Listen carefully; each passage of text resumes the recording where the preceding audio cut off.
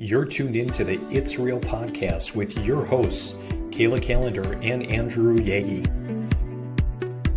Each week, we'll talk about what happens behind the scenes working full-time in real estate and share with you real-life stories, our successes and failures as we work to help consumers and industry professionals reach their real estate and real-life goals. Here we go. It's episode 52 of the It's Real podcast. I'm Kayla Calendar, and I'm a mortgage lender. And I'm Andrew Yagi, and I'm a real estate agent. Happy Friday, Kayla. We did it. We made it. Woo! Happy Friday. Indeed. And winter showed up this week. It did, with some nice winds as well. Yeah, lovely. It was incredibly windy. I was flying on Wednesday when it was kind of storming and kind of some interesting weather with winds gusting up to 50 miles an hour. Oh my gosh, how do you do that? Well, the wind was right down the runway, luckily, so it wasn't not as big of a feat, but certainly there were challenges. Gosh, a little bit. What do the girls think of the snow? Do they like it? Do they like to get out and play? Or They do. They've already been asking when we get home from school or daycare to go out and play. And I think they started working on a snowman and then got sidetracked. But love that. I love that. We had our little ones went outside, and Theo was running, and I looked, and his paws were all like had little cuts from the ice because it's been so icy. So yeah, it's a little dangerous out there too with all that. So yeah, for sure. But it's here. Winter's here, showing its face. We'll take it, I guess. Indeed. Well, hey, we've been pretty blessed. We've had a really, really great, summer and fall season. And I mean, held out for, of course, Thanksgiving's late this year, but held on to warm weather for quite a time. So I think we're lucky. We are. And last year we barely got any. So it doesn't feel like Christmas without snow. So I was kind of welcoming it. And it just made me realize I need to put out my Christmas decor now. I'm a little late. So do you guys have your stuff up? The Katie and the girls put the tree up last weekend and kind of decorated it. We haven't put the star up yet. I put the Christmas lights up, but have not plugged them in yet. I think we've got to get through Thanksgiving before we dive into that personally. Okay. Well, as Ginger Calendar, my mother-in-law always says, Jesus should always be in your heart. So, I mean, Christmas lights could go up anytime, Andy. Hey, I went to Mass today. Jesus is in my heart, Kayla. In other words. You just don't have to shine a light for baby Jesus quite yet. I love it. What's going on for Thanksgiving next week? We are hosting. So that means I have to clean my house pretty soon. So having some family and friends over and celebrating on that day. And then that's really it. Just kind of get together. What about you guys? We're actually taking kind of a family trip, my parents, siblings, and us going down to the Sanibel Island, Florida, just off of Fort Myers. So going to go down for a kind of Wednesday to Monday, quick little trip to get away and relax and refresh. Awesome. So yeah, we'll travel a lot as a family, like the Yankees. Not really. We're trying to a little bit. Sometimes my parents and even grandparents will go down to Arizona. So we try to get down there, a little bit every year, but, not usually all at once, but every once in a while we will. How about any of your family? No one really travels. I mean, but we are going to Denver. Taryn and I are going to Denver to see my sister in December because Denver in December is beautiful. It's so Christmassy and there's all these different light shows. So that is the first time we will be traveling together aside from my sister's wedding in Denver in 2021. That's the first time we're taking a little vacation since February of 2020. Isn't that nuts? Yeah, but it's fun to travel. It's fun to get out of town. And we're in that Christmas season, holiday season. I love it. It's fun to just be with family and friends. Mm-hmm. Without a doubt. Mm-hmm.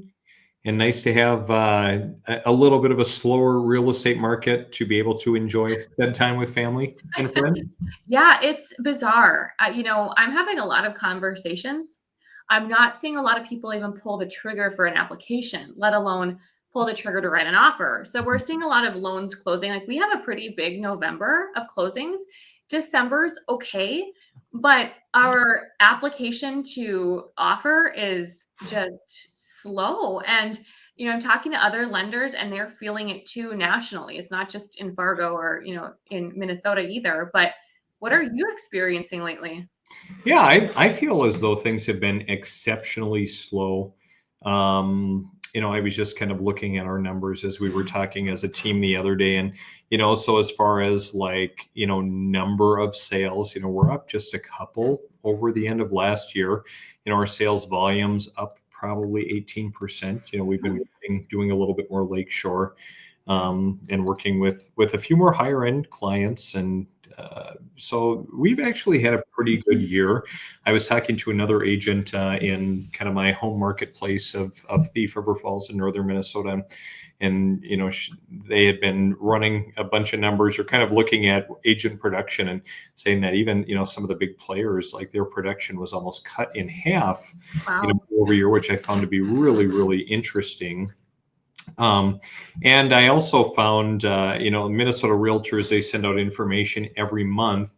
And this is heavily skewed by the Twin Cities market, I think. But, Mhm. so just looking Yeah. year over year across the state, Minnesota Realtors claim that closed sales were up about 3% year over year. Homes for sale, more listings have been on the market, up 8%.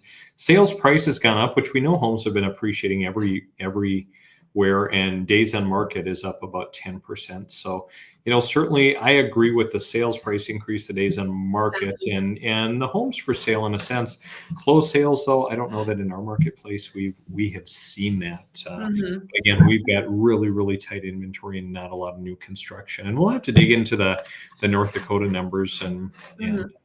Fargo, maybe next time. Yeah, and I think too, like we talked about this last time, but we talk about this time of year and it being slower.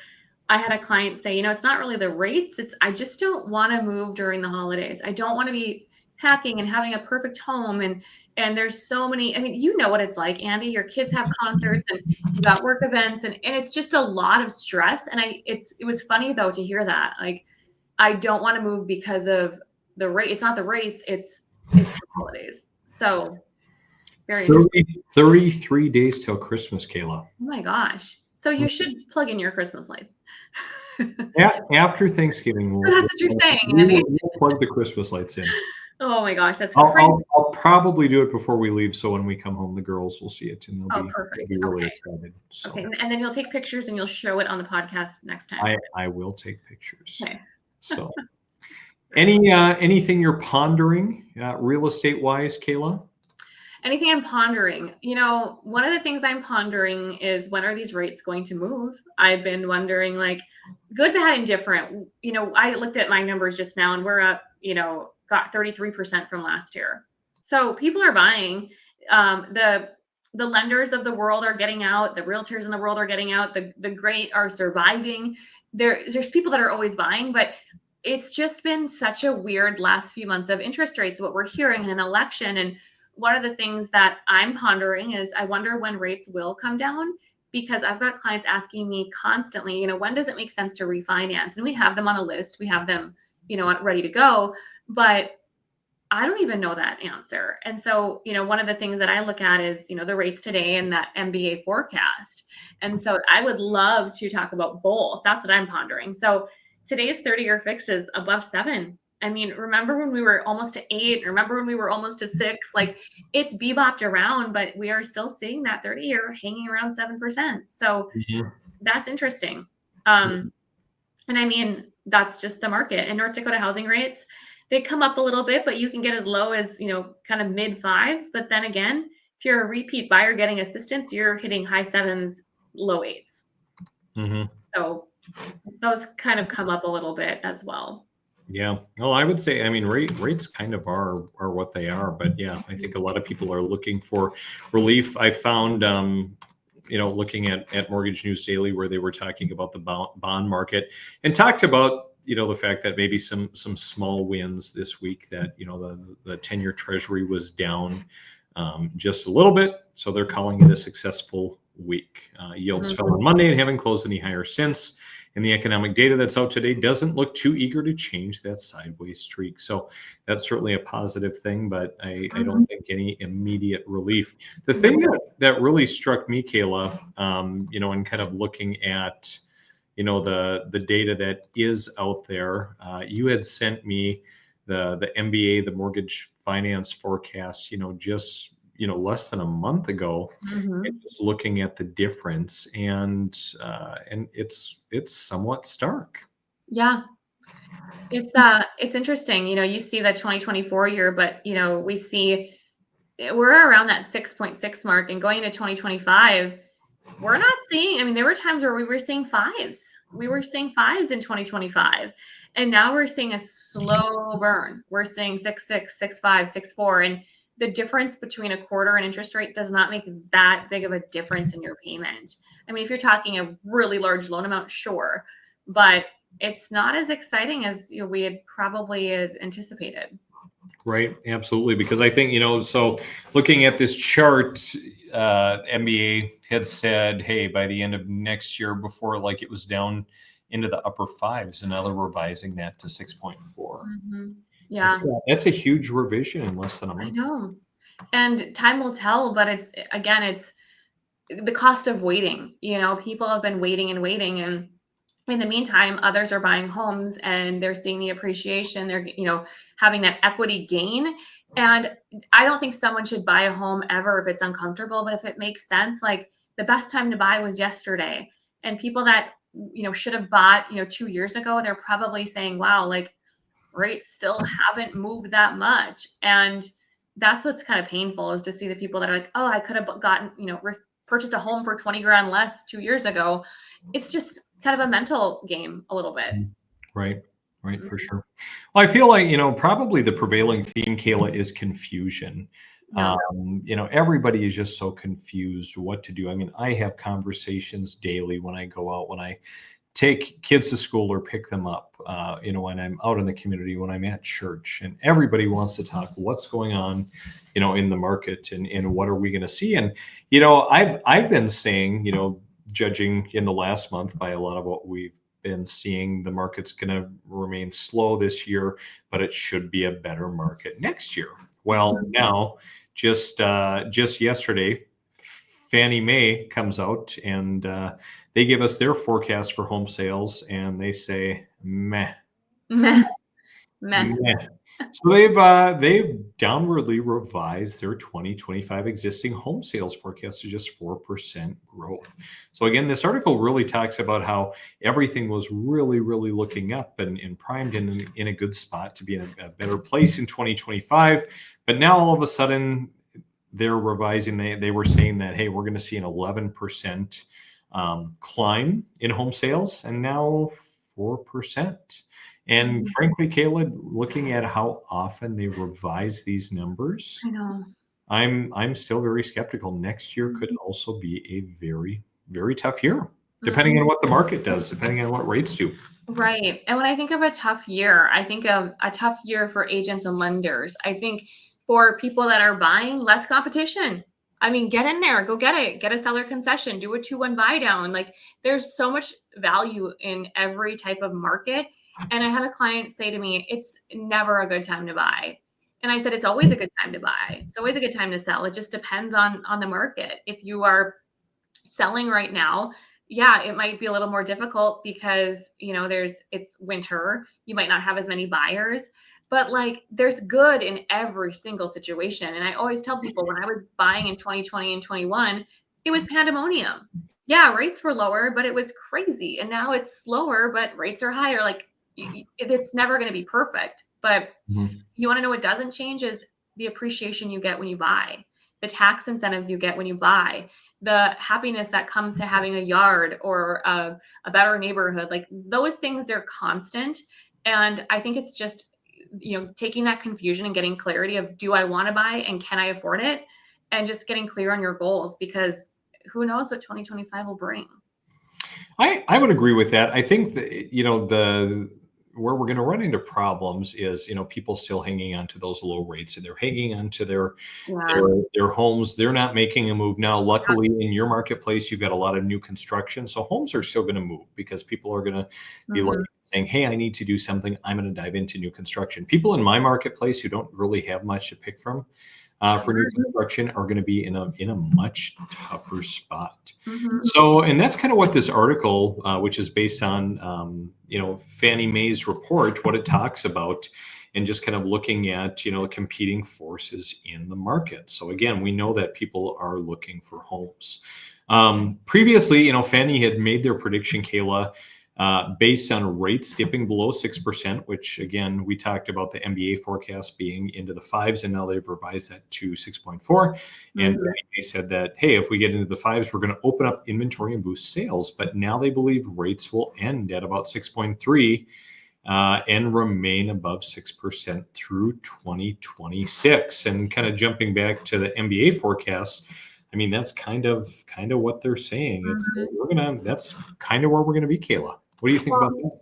Well, and I think just to reiterate what you're saying is that's something that not a lot of people think about. It's sellers holding on to their homes, and I get it. Like you don't want to take that higher rate. They're holding on to those homes, and that means less inventory, especially for markets like Fergus Falls, because there isn't new construction. So I think that there's so much positive, but yeah, it could be struggle when we see what you just showed with those rates, with buyers finding the right homes and sellers being able to upgrade, or maybe they need to get into something smaller. I think you're spot on that we might feel a little hurt there with inventory, especially in those markets. Right. And Kayla, I found another article because I'm kind of the king of I the love I articles love and your researching articles, out Andy. there. Barbara Corcoran, have you ever heard that name before? Sure have. It sounds like my mom's name, Barbara Korpatnicki, a little bit, but yes, I have. Oh, there it is. Yeah. Well, everyone knows Barbara, and Barbara says that there's a chance the market could go ballistic in 2025, but that's only if rates get into the 5% realm. Mm, Barbara's wondering if we'll ever see the 5% number because anything with a 5 in front of it is going to make the market go mm, ballistic. With rates bouncing around 6 to 7, people are confused, which we just talked about. They don't have big expectations, are no longer waiting for a tremendous drop. If that happens, God, it would be incredible for the market. mm. Amen, Barbara. Preach. Yeah, I wonder when she says it's going to go ballistic, I wonder if she's thinking like what we experienced in 2020, and what happens to those of us that are still in the business that, we have more market share now because people have gotten out of the business. Is it going to be ballistic for us, appraisers? Like, to me, I Mhm. think it's everybody, but I wonder what she means by that. Thoughts I, on that? I feel Barbara means that, that those people that are hanging tight in their house, even though they don't want to, they're Mhm. going to put it on the market and be like, all right, you Rock know and what? roll. We're used to these rates. We saw a 5 out front, and hey, we're out of here. We're going to move on. We're going to work towards kind of the next phase. We're working towards our real estate goals. Mhm. Well, it'll be telling. Do you think we'll see fives in 2025? I don't think we will. I I think it's think that the new administration coming in, I think there are going to be a lot of positives, but there are still going to certainly be challenges. Um, Mhm. and a big part of that, the biggest challenge we have right now, Kayla, are the first time home buyers and kind of the individuals who are in the workforce who are really struggling to find affordable housing. Kind of like we talked last episode, in '06, there were 10 renters for every one available unit. Now it's 30 to 1. And I just saw that in a house that I had purchased and was going to flip it and sell it. We had a number of showings. This house, in the mid $150,000 range, and an overall nice house, and had a number of showings, but no one quite pulling the trigger just because of the market. But we had a ton of interest in renting because, frankly, there were a lot of the individuals who were coming to rent. Some of them weren't even all that qualified to rent, just from an income and credit standpoint. And if they weren't a good candidate to rent based on that, they're definitely not a good candidate to buy, to be Mhm. qualified to make a purchase. So I Mhm. think, again, I look at that group, and that's what we keep talking about within our office. And as we're kind of, jumping in and looking at building some spec homes, Mhm. kind of working on our spec right now, and really fun to see the progress come along. And then kind of the next piece that I'm pondering, and I think we're going to figure it out for the spring, is what about a container home or a kit Mm, home of mm. sorts? just because you see these like on Amazon and other places, and certainly there are challenges with local building code, with Right.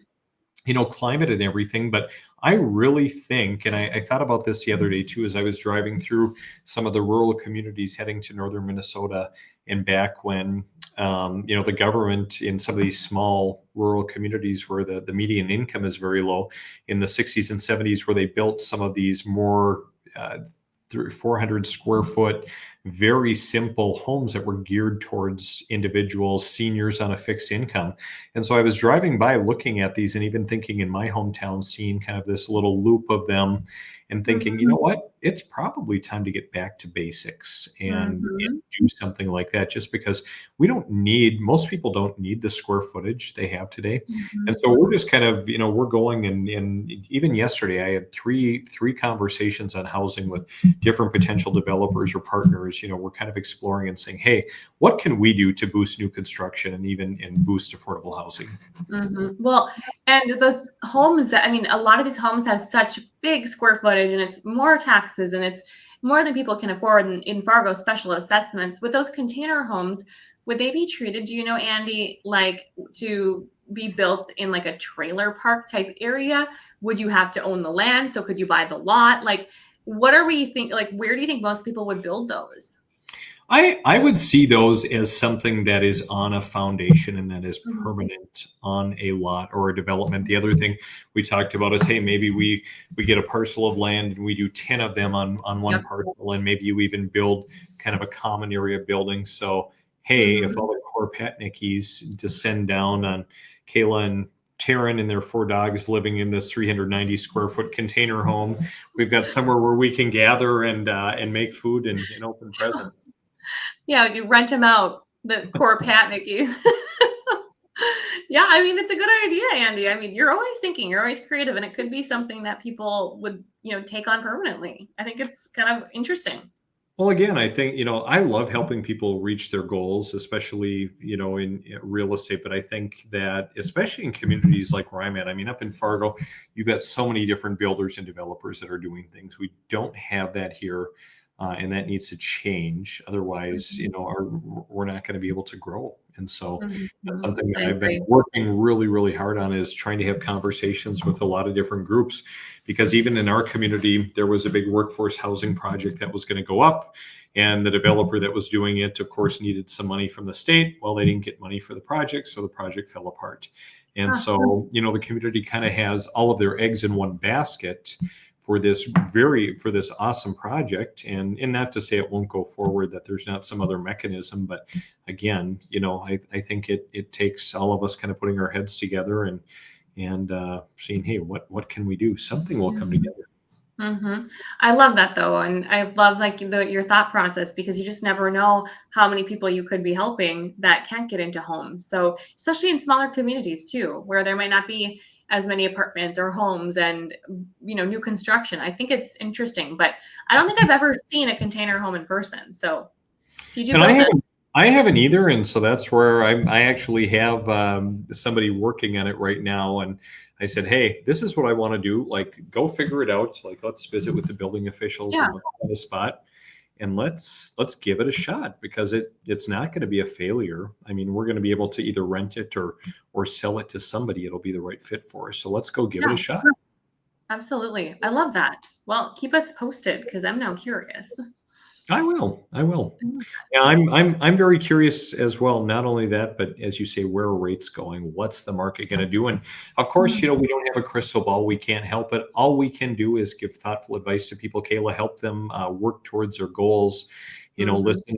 Listen to kind of their goals, their thoughts, their fears, guide them through the process, Mhm. and help them get to where they want to be.